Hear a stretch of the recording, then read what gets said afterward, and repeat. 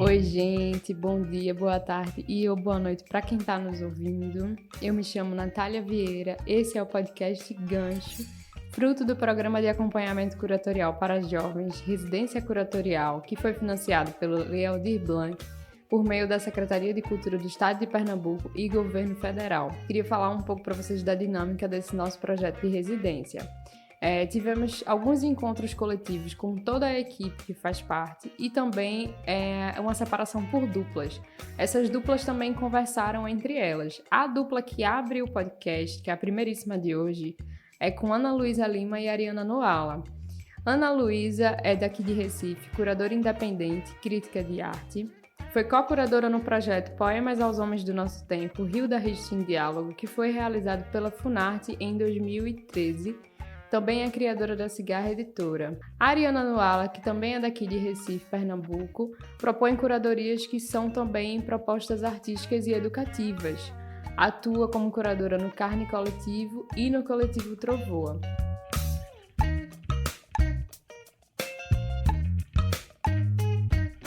Boa noite, gente. Eu sou a Ariana Noala. Boa noite a todos que estão nos ouvindo. É muito gratificante estar nesse projeto, poder trocar um pouco sobre curadoria, que às vezes acaba sendo uma profissão um pouco solitária, a depender de como você vai gerenciando todas as suas articulações solitárias, assim, de curadores com curadores, né? Porque a gente sempre está junto com outros artistas, com outros educadores, com outros pesquisadores e compondo o nosso trabalho, né?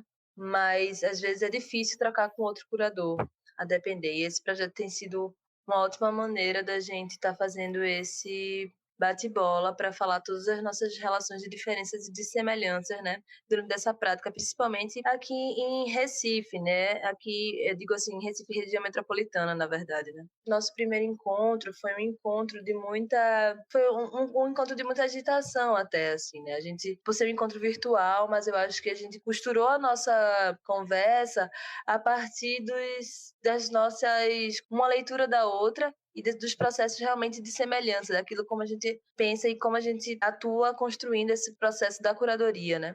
Justamente é atravessado por essas coletividades, entendendo processos de não hierarquia, né? E tentando questionar o tempo todo que lugar é esse, que figura é essa de poder, né? Que parece atuar como um lugar de verdade, né? A gente entendendo que esse não é um processo que é interessante, que existe pra gente, né? Então, acho que o primeiro encontro foi um momento da gente colocar as cartas na mesa, né? E de entender como nossas atuações partem do princípio que não é necessariamente a curadoria. A gente discutiu, inclusive, o que seria essa curadoria, mas parte de uma cadeia de agentes culturais, né? E de como o papel da articulação, o papel da crítica, o papel da educação, o papel dos artistas, todos eles formam, na verdade, esse grande mote em conjunto, né? E aí a curadoria, ela vem como um lugar, um possível lugar de estar ali olhando para todos esses horizontes, enquanto esses outros horizontes também olham para todos esses outros, né?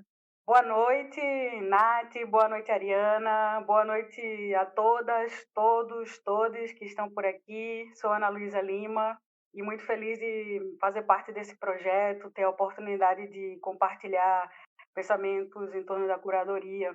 E muito feliz desse encontro, sobretudo com a Ariana, porque vejo que, apesar de nossas trajetórias virem de lugares muito distintos, nos encontramos em muitas coincidências, boas coincidências. E uma delas é sobre como se constitui essa figura do curador, né?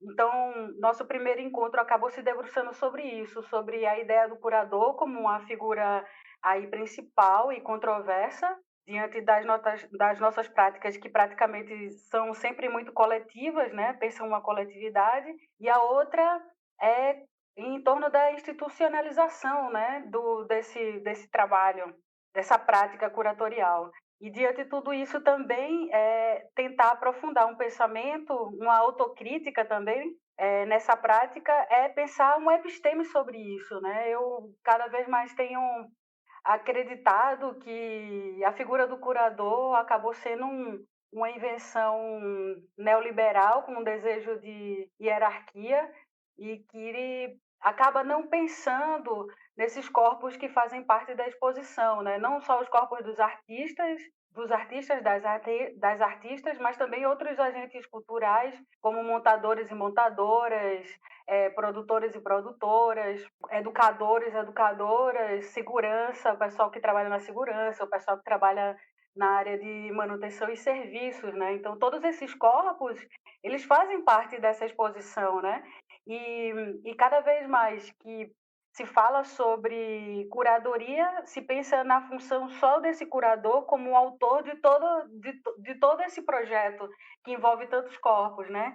Então, aí vê-se aí eu penso que acaba sendo uma apropriação de uma narrativa através dessa figura do curador que é feita por muitos corpos, né? Então, sempre que se vê estudos hoje sobre curadoria, projetos curatoriais, se concentra na figura do curador e não nesse conjunto de pessoas, nesse emaranhado, nesse encontro de tantos corpos, de tantos pensamentos, de tantos horizontes, como disse a Ariana.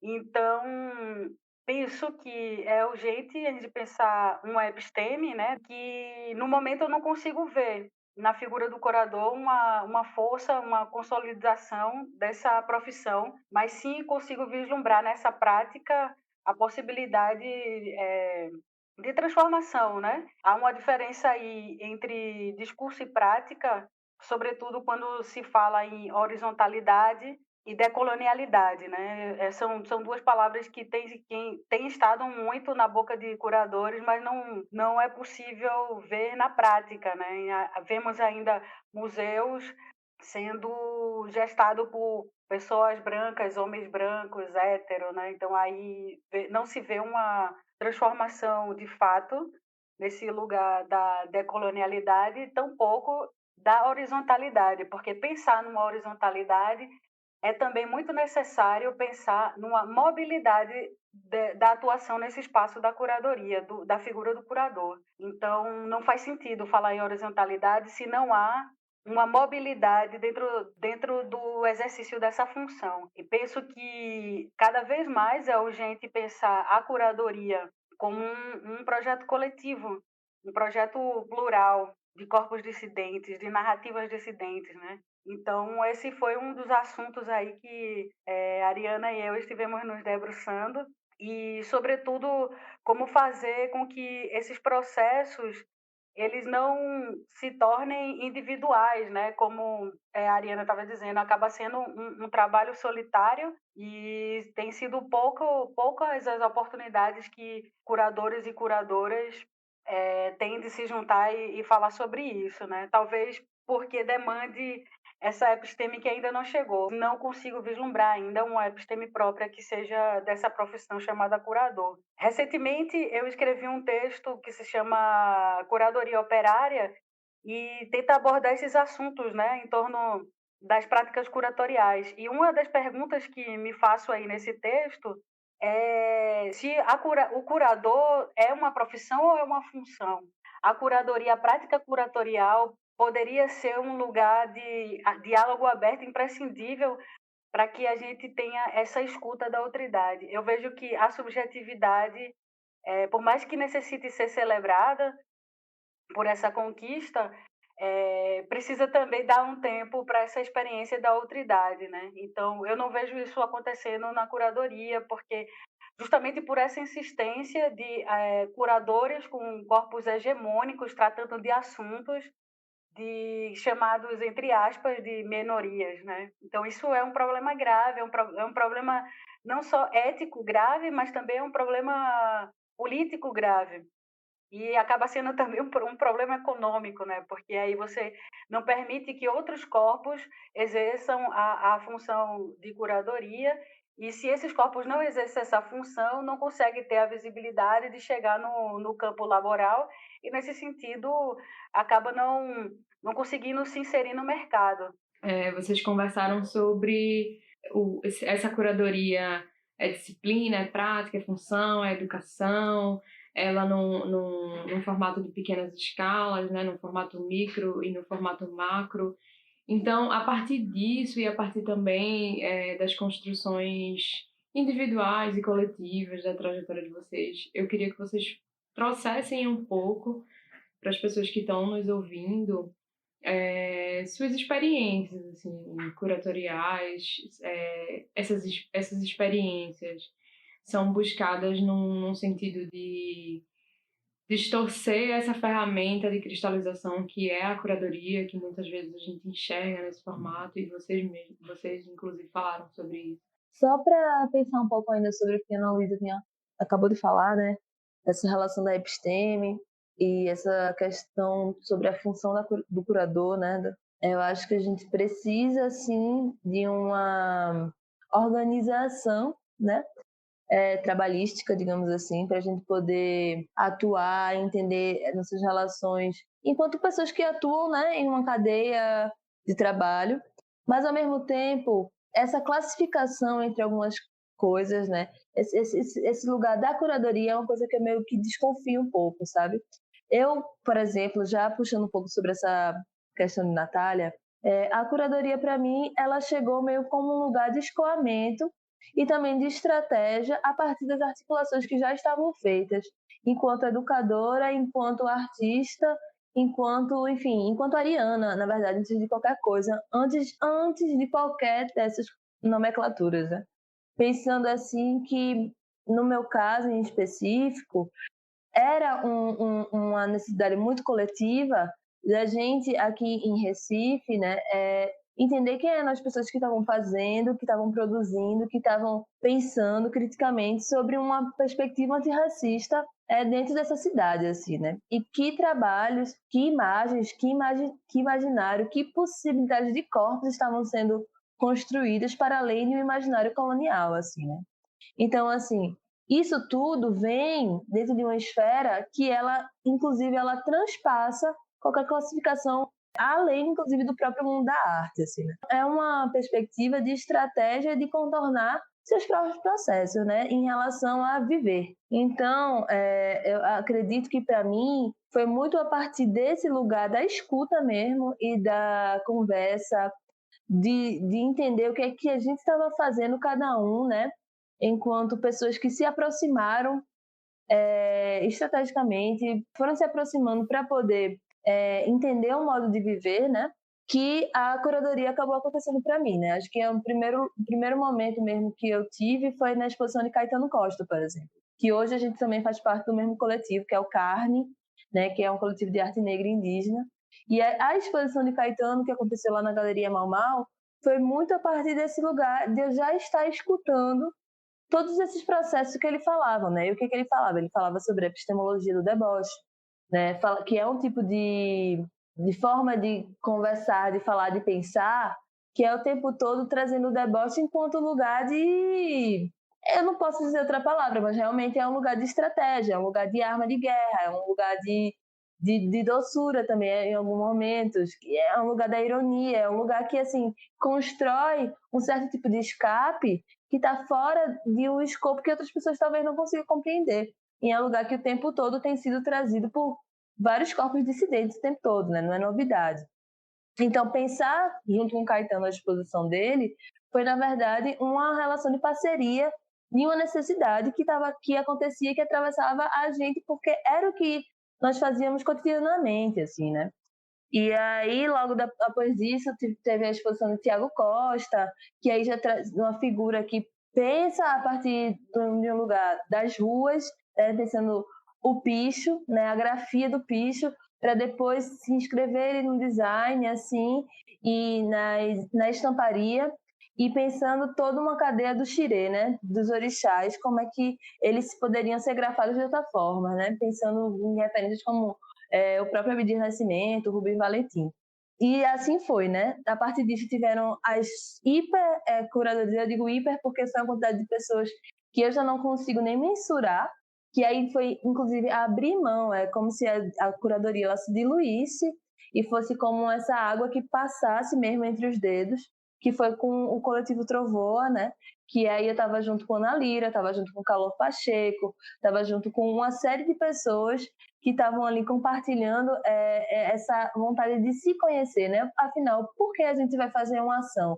Como é que se começa uma ação, né? O nosso desejo era conhecer ainda mais pessoas que estivessem ali pensando esses miúdos dessas estratégias de sobrevivência mesmo, né? E essa imaginação que é para além. Então, como é que a gente faz isso, né? Então, a gente se junta, não tem essa relação da escolha, não tem essa relação da classificação, não tem essa relação de não pode, não pode, mas era muito mais um lugar de aquilombamento mesmo e de reunião. E aí, isso foi um outro processo que aconteceu em 2018, né, e que eu acho que eu nunca vou esquecer, porque tiveram várias ações autônomas que o meu lugar, talvez como articuladora, tenha sido, assim, só uma pequena faísca, na verdade, para tudo que aconteceu que não tem nada a ver comigo, inclusive, assim, né? Quer dizer, tem a ver a partir da nossa reverberação entre corpos, né? Dessa vibração, mas várias ações que foram tão autônomas quanto, né? E que levam a gente para lugares que não são lugares comumente observados, como quando a gente foi lá em Camaragibe, né, para o Quilombo do Catucá, e aí Lia Letícia deu uma oficina, a gente passou o Bia Desenha, que é uma atividade, uma atividade não, uma série, é uma animação, né, que Calô Pacheco faz a roteirização e a coordenação. Então, assim, houveram movimentos, né, que teve contação de histórias, que foram para além, inclusive, do que a gente imaginava do que poderia ser essa produção, né? E aí, uma coisa que me chama a atenção, e aí a gente pode pensar, como a Ana Luísa também pensa isso, é sobre essas relações que depois se tornam institucionais, né?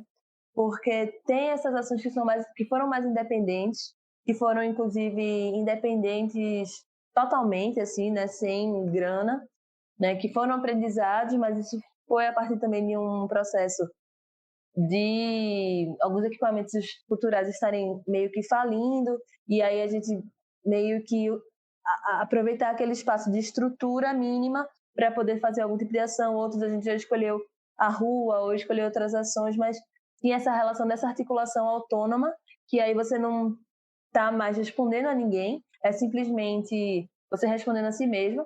E aí, como é que essas coisas se transformam, né, de um processo pulsante para um outro processo que você não pode deixar de ser pulsante, mas que é o processo também da negociação, que é quando você está articulando com as instituições, né? E aí, como é que a gente que está nesse lugar, que está tanto ali quanto cá, como é que a gente se encontra quando a gente está dentro de uma instituição, né? Que aí já tem uma outra natureza, um outro desejo, mas como é que a gente consegue se mover sem necessariamente estar capturado, né? Mas a gente também consegue colocar nossa ética frente nesses lugares, né? Isso é uma questão. E aí Natália também falou, só para poder fechar a fala, que eu acho que também tem um pouco a ver sobre essa coisa de entrar e sair, que é essa relação das escalas, né? Que a gente eu lembro uma aula que eu fiz na Federal, acho que eu falei isso, inclusive, em alguma dessas conversas, e tinha uma das meninas que era estudante de artes visuais que perguntou: Yari, como é que eu faço? Eu queria muito fazer curadoria, porque eu penso que eu já faço assim isso, mas como é que eu posso fazer isso sem dinheiro, assim, né? Sem um espaço?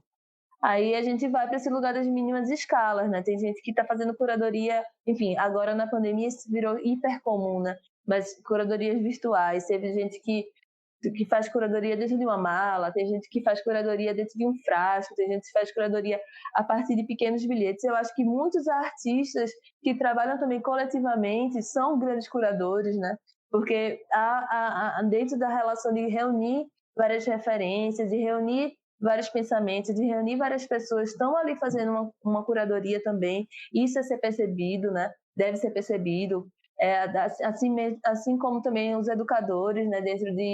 Enfim, dentro de educação popular ou dentro de uma educação mais formal, estão ali também criando a narrativa, né, dentro dessa perspectiva, e a partir disso construindo um processo de curadoria, né, construindo essa relação do encontro, né, mas tudo é uma questão de perspectiva mesmo, né, de como você pensa sobre o seu fazer, né, e como é que você nutre o que você pensa, né, e com quem você e como você se alia, né, eu acho que é muito importante entender esses processos. Fico feliz com essa fala de Ariana, porque creio que toda ela justifica de novo a minha pergunta, né?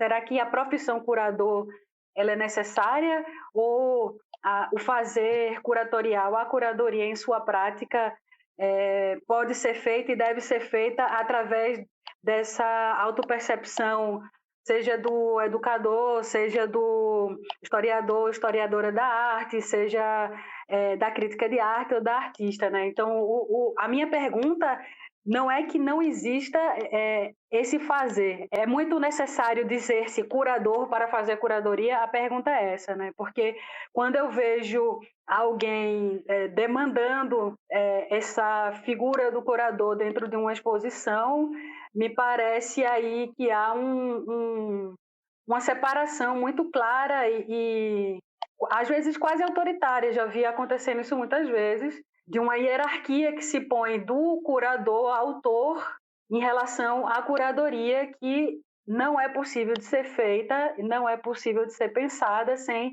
essa diversidade de corpos, essa diversidade de agentes culturais que eu já citei. E para falar um pouco também da minha experiência em relação a isso, então vem justamente dessa pergunta. Tenho 15 anos de trabalho como crítica de arte e editora e não me autodomino curadora. Eu fiz curadorias, poucas curadorias em relação ao tamanho dessa trajetória, porque me dediquei muito a residências artísticas, acompanhamento de processos, a livros e escritas. Então, e a curadoria, para mim, como prática, só é possível através de uma pesquisa profunda. E eu nunca me dei essa oportunidade de fazer uma curadoria sem uma pesquisa profunda. Não acho válido, não acho possível.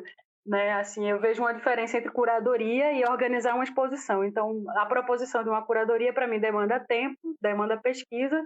Então, relativamente fiz poucas. Duas que eu gostaria de citar, que eu acho bastante relevante no contexto, se tratou do Poemas aos Homens do Nosso Tempo e o da Hilst em Diálogo, que foi um projeto da Funarte, que foi aprovado e convidamos 5 artistas, entre eles estava Paulo Meira, Tiago Martins de Mello, Nazareno.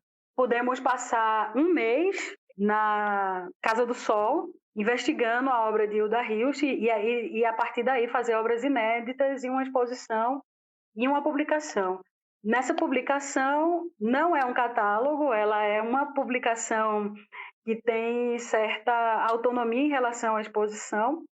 Ela é em si uma experiência, né? Então, uma das coisas das minhas investigações curatoriais é justamente essa ideia de catálogo como documentação, acho extremamente complicada e procuro fazer com que as publicações das exposições que eu proponho com os artistas, as artistas, sejam uma experiência que possa complementar ou dialogar com a exposição do que uma tentativa de mero documentação dessa exposição.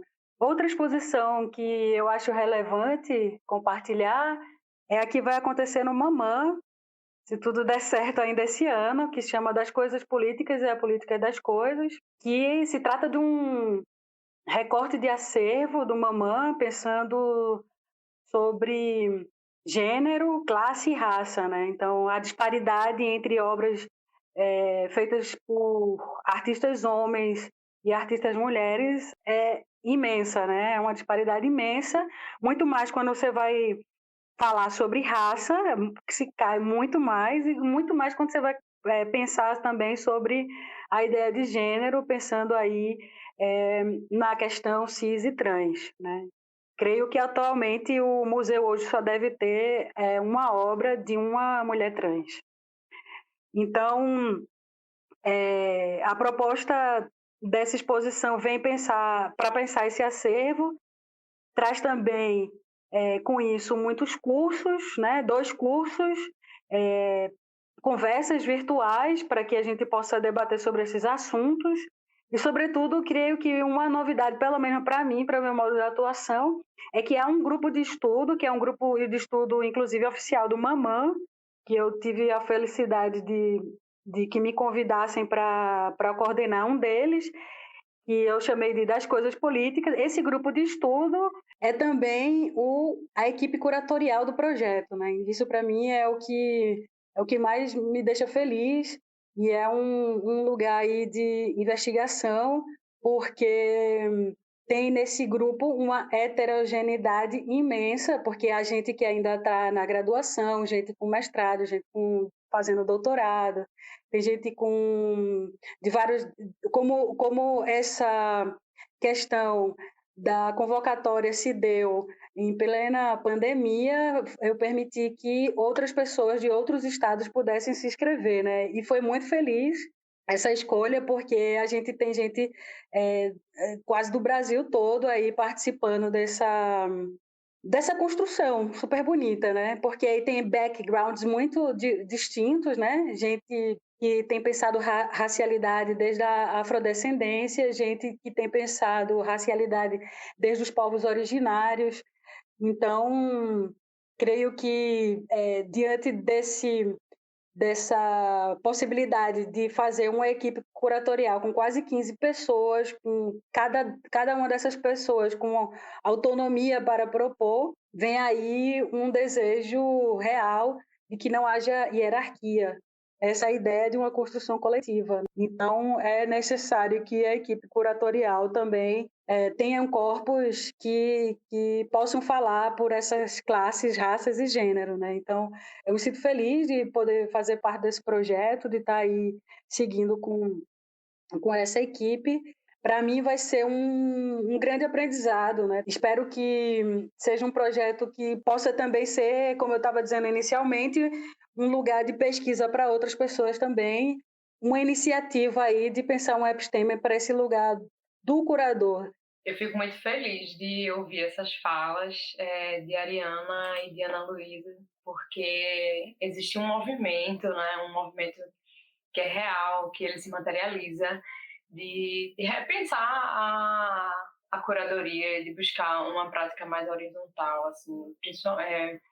Fiquei feliz que a Ana Luísa citou esse projeto do Mamã, que é a instituição a qual faço parte. Existiram poucas aberturas para que eu visse dentro da instituição, não por um não desejo da gestão, assim, mas por outras circunstâncias que também se vinculam ao funcionamento da instituição. Existiram poucas aberturas de diálogo nas práticas de curadoria. Assim. Para mim, por exemplo, que atuo dentro do campo do setor educativo, isso é quase um campo de batalha, né? A Ariana sabe disso, a Ariana tem essa experiência e acredito que a Ana Luísa também, que a gente tem pouca abertura de diálogo nessas práticas curatoriais que chegam nessas instituições, que fazem parte das exposições. E é um movimento que há alguns anos eu venho observando que ele está sendo fissurado e eu fiquei muito feliz, assim, porque nas falas a gente consegue ver isso com mais força, né? Eu citei algumas exposições que estiveram no meu trabalho, né, algumas articulações, na verdade, que foram feitas, que se desdobraram em formação, se desdobraram em várias coisas. Mas eu tive uma atuação grande, né, assim, no Murilo La Greca, né, onde eu fui coordenadora do educativo por 3 anos, né, e sinto, né, que essa perspectiva da educação e da curadoria andam extremamente juntas, né? O Murilo La Greca é um espaço, um equipamento cultural, né, da Prefeitura do Recife, da Fundação de Cultura, né, que não tem um curador, né, não tem esse papel. Então, eu, enquanto coordenadora do educativo, muitas vezes, né, junto com a direção, né, a gestão, formávamos uma relação da programação. E toda essa programação ela era feita a partir de estudos a qual o educativo puxava, né? Todo semestre, pelo menos 2 vezes em cada semestre, a gente fazia uma formação com 100 professores, né? Da rede municipal. E aí, essas formações, já que era já uma quantidade muito grande, a qual você não consegue tão se aprofundar, porque eles têm essa característica, né, de serem todos no mesmo dia, a gente tentava, em cada encontro, pelo menos, puxar meio que um fio condutor. E esses fios condutores, eles eram super importantes para a gente conseguir organizar o resto da programação do próprio museu, né? Claro que existiam algumas ações ou exposições, algumas coisas que não estavam dentro desse grande programa, mas o educativo tomou essa frente, né? Acho que um dos projetos que a gente tem como exemplo é o Práticas Desviantes, que hoje é um projeto que se tornou autoral, né? Que eu divido a curadoria agora também com a Bilia Nascimento em uma plataforma online, mas depois vai ter uma outra residência que vai ser lá na Vila do Vintém, que é a comunidade ao lado do museu. Ele realmente sai do museu, o museu vira parceiro dele, né? Mas é um projeto que ele começa justamente pensando sobre esse entorno desse espaço, que é essa instituição, e como artistas, educadores, pessoas em geral, na verdade, poderiam contribuir para esse pensamento desse entorno, dessa comunicação, dessa educação dentro do museu. E ele vira um programa para a gente pensar território, né? Ele realmente se torna um programa para a gente pensar o como habitar em alguns espaços, né? E tudo parte do educativo, né? Do educativo que faz um pouco também dessa montagem de exposição junto com o montador, que pensa a tipografia junto com a designer, que pensa a tipografia, enfim, a gente sai, que pega alguém, no caso foi Mariana Mello, né? Deu uma consultoria para a gente de tipografia. Então, de tudo um pouco a gente foi fazendo essa grande rede se formar, que passa por uma via dessa prática curatorial que a Ana Luísa está falando, sabe? Então, assim, essa ausência, né, desse lugar fez com que, durante esses meus 3 anos, essa caminhada, fossem fortalecendo esse grupo e tendo uma relação de autoria, né, que às vezes é muito cara para a gente que é educador. Eu acho que a grande questão é quando a gente vai para outros espaços, e aí agora eu estou num lugar que eu estou como assistente de curadoria, né? Como não deixar essa grande fogueira, né?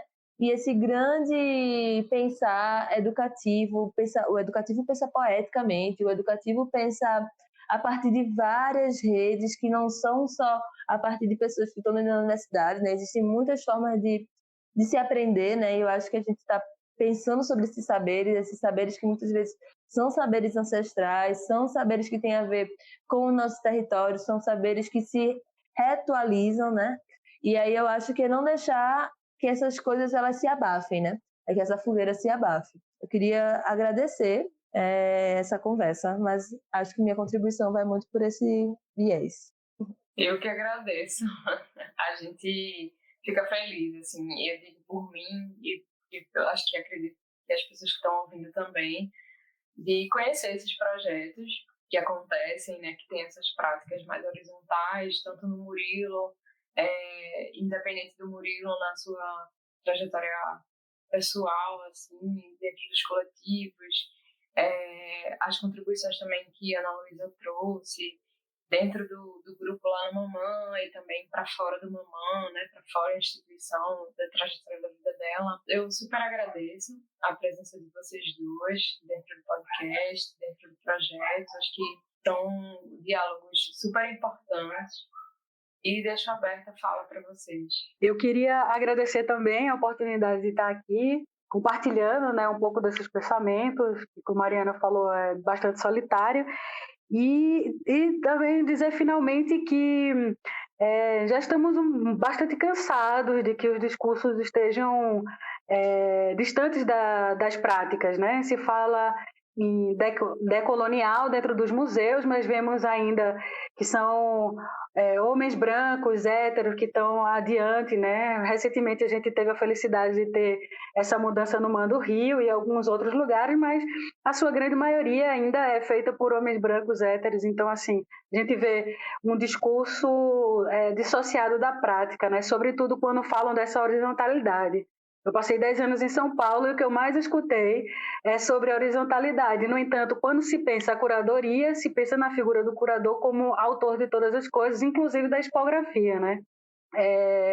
Agradeço a oportunidade de trazer isso à tona, né? Porque para mim é um incômodo. Eu acho que pensar, sobretudo, sobre a ausência de hierarquia, sobre horizontalidade, tem, sobretudo, que ver com mobilidade. Então, se a figura do curador não se move para outro lugar, não permite que outros corpos participem aí dessa construção, então a ideia de horizontalidade não é real. Então eu gostaria de agradecer de novo a esse convite, agradecer a escuta e, sobretudo, as falas que, para mim, ressoam com muita força e trazem uma alegria de seguir caminhando aí.